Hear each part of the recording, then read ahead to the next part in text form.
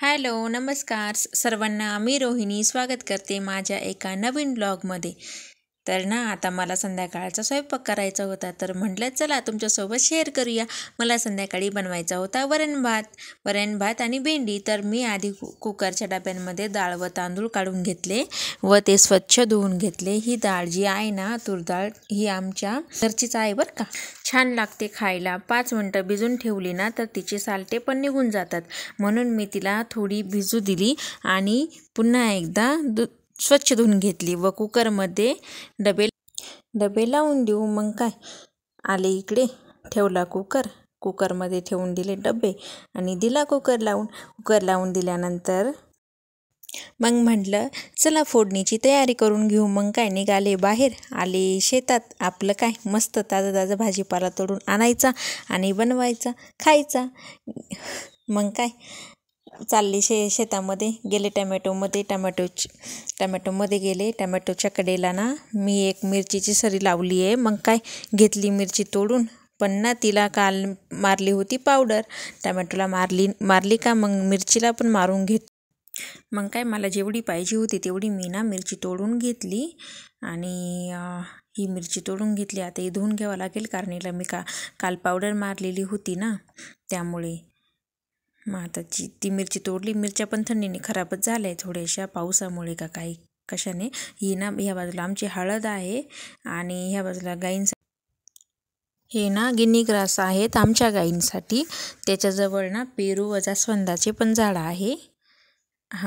जास्वंदाची फुलं बघितले ना किती सुंदर आलेत। अजून पण भरपूर जास्वंदाचे झाड आहेत आमच्या इथे, आंबा, पेरू सर्व आहेत। हे ना बेलाचं झाड आहेत, बेलाचं झाड आहे, त्याच्या खाली महादेवाची पिंड पण ठेवली मी। आणि हे ना आहे आमचं घर, तसं जुन्या पद्धतीचंच आहे बरं का, कारण ते जुन्या काळातलं घर आहे ना, त्यामुळे साधंच आहे। समोर आमच्या गाई बांधलेल्या आहेत, तिथे गाई असतात, काही वेळा शेडमध्ये पण असतात, तिथे बाजूला शेड आहेत आमच्या गाईंचं। हा आहे आमच्या आजूबाजूचा परिसर। घरात आले, मग मिरची ना मी धुवून घेतली, कारण तिला पावडर मारलेली होती ना। मग काय, घेतली विळी आणि ताटली, घेतली पटापट कोथिंबीर, मिरची, लसूण आणि टमाटर कापून। हे सर्व आमच्या घरचेच आहे बरं का, स्वतःच्या हाताने लावलेलं खायची मजाच वेगळी असते, खरं आहे ना। भेंडी पण ताजी आणून धुवून ठेवली होती सकाळीच, मग मी थोडी घेतली व कापून टाकली। म्हटलं चला आज थोडी वेगळ्या पद्धतीने बनवू।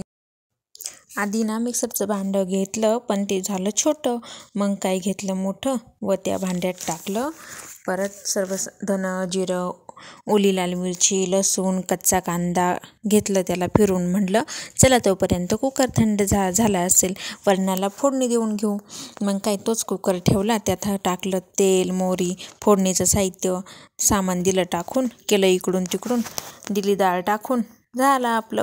वरणाला उकळी येईपर्यंत आहे ना, मग मी वरणाला उकळी येईपर्यंत गॅसवर ठेवली ना, कढई ठेवली, त्याच्यात टाकलं थोडंसं तेल, भेंडी घेतली परतून, म्हणजे भेंडी चिकट होत नाही। भेंडी घेतली काढून, परत टाकलं तेल आणि घेतला आपण दळलेला मसाला टाकून घेतला परतून, थोडं दही मीठ टाकलं, नंतर भेंडी शिजली।